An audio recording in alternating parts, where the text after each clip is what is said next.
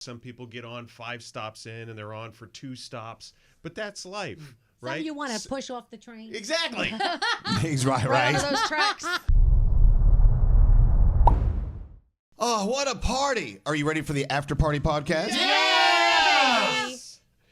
So isn't it wonderful picking up your phone and texting someone you haven't talked to in such a long time, and not for asking for a favor or whatever, you miss them.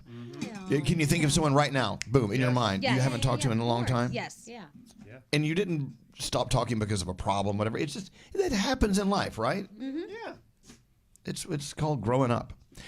Nina from across the river in Hoboken, New Jersey. Hi, Nina. Hi there, how are you? Doing great. You know, we were just talking about losing touch with people that we really like in our lives. And sometimes it just naturally happens. You just go separate ways. Doesn't mean you don't like each other. But anyway, we heard that you actually lost touch with a good friend during pandemic and you just reconnected with this old friend. Tell us all about it. Yeah, so when I started my first job out of college, I made friends with another girl who started the same day as me. It was both of our first jobs, and we just hit it off right away. Maybe you could say we trauma bonded a little bit, trying to become adults together.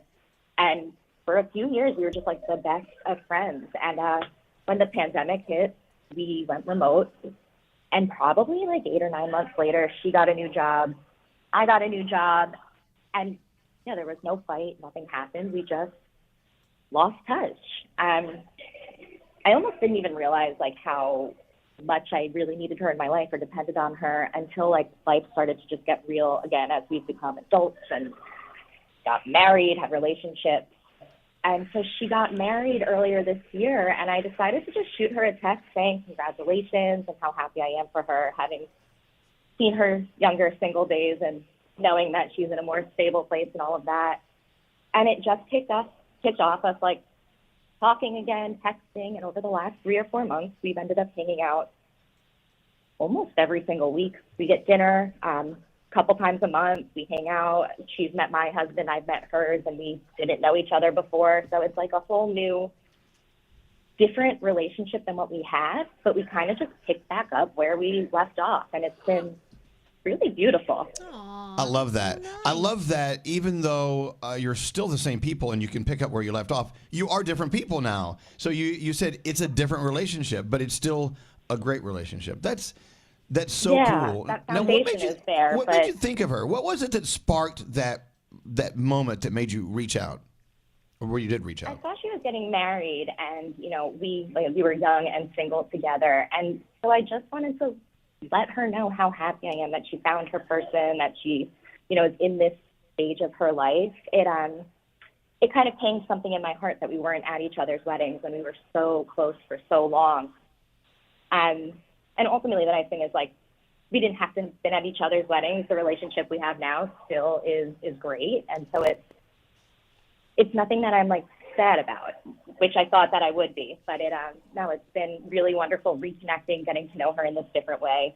And we live close to each other, which is the craziest part. It just, life happens. Yeah. Wow. That is great. Has this happened to anyone here?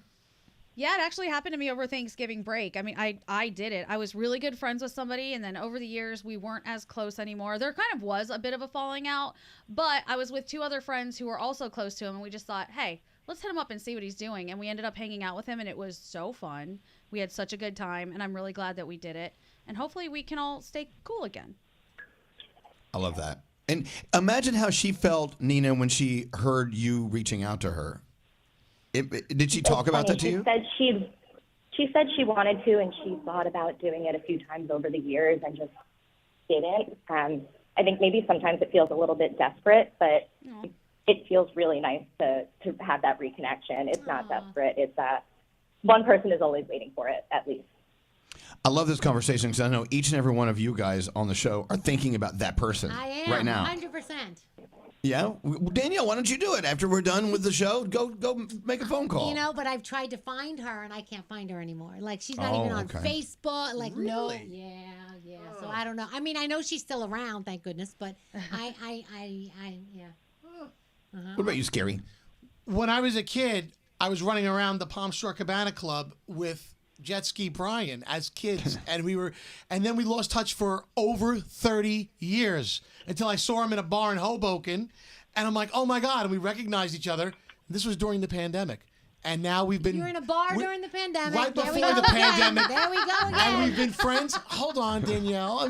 I'm trying to tie this up nicely. We've been closer than we ever were as kids. We are today. For 5 years now, running strong. We're like the closest and bestest of friends. We got back together. It's crazy.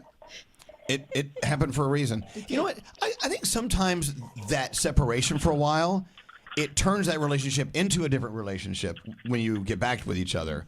And it's a maturity, maybe. It's a more experience in life. And what you were saying, Nina, you guys are married now. You live whole different lives now, but you still have that commonality where you can be friends. Exactly, and we get to just like be our more mature selves together. Did you guys see that quote? I think it's from Eleanor Roosevelt.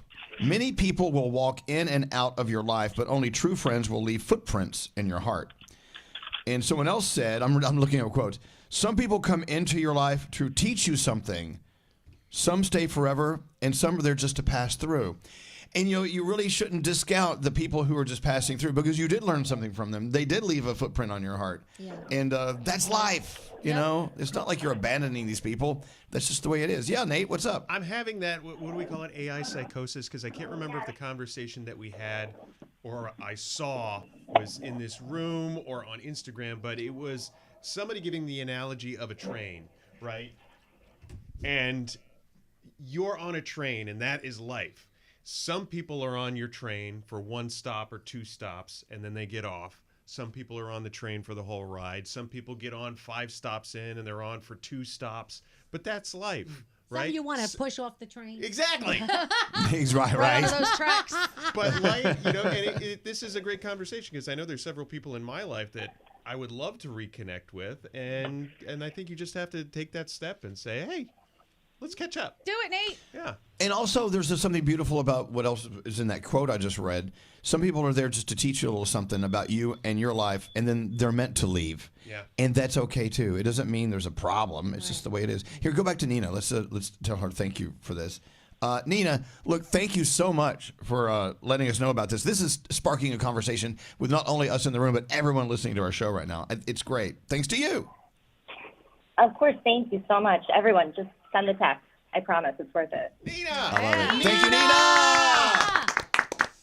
All right, we'll talk to you in 7 years.